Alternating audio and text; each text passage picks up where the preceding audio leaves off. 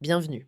Aujourd'hui, je voulais vous parler d'un levier très concret pour arrêter de piloter votre contenu SEO à l'intuition et passer à quelque chose de beaucoup plus structuré, sans y passer des journées entières. Dans beaucoup d'équipes marketing ou chez un freelance qui gère plusieurs clients, le vrai point de friction n'est pas d'écrire, c'est de savoir quoi produire, dans quel ordre et comment éviter les sujets redondants. Concrètement, un bon plan de contenu, c'est une feuille de route, les bons thèmes, les bons mots-clés, la bonne logique par intention de recherche et un maillage interne qui renforce l'autorité du site. Là où les outils modernes font la différence, c'est sur la vitesse et la cohérence. En pratique, vous pouvez analyser rapidement ce qui ressort déjà dans les résultats de recherche, identifier les questions que les prospects posent, mais vraiment, puis regrouper tout ça en clusters. Ça évite le one-shot content qui ne se connecte à rien et ça a construit un ensemble de contenus qui se renforcent mutuellement.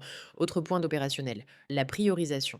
Vous ne produisez pas des articles, vous produisez des contenus qui accompagnent un tunnel. Typiquement, en haut, des contenus pédagogiques qui captent la demande. Au milieu, des comparatifs, des guides de choix, des études de casse et en bas, des pages ou articles qui répondent aux objections et facilitent enfin que la conversion. Ce qui change, c'est que vous organisez la production comme un pipeline, pas comme une liste d'idées et pour les équipes, en haut, l'intérêt principal, c'est l'automatisation des briefs.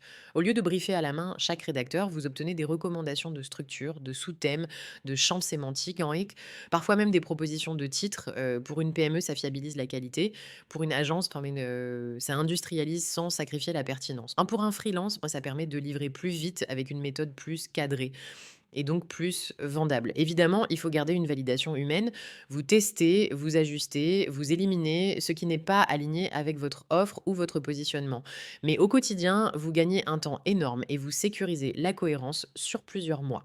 Si vous voulez d'autres exemples concrets d'organisation éditoriale et de workflows efficaces, pensez à liker la vidéo, à vous abonner et à activer la cloche. Ça vous permettra de retrouver facilement les prochaines méthodes applicables en contexte business.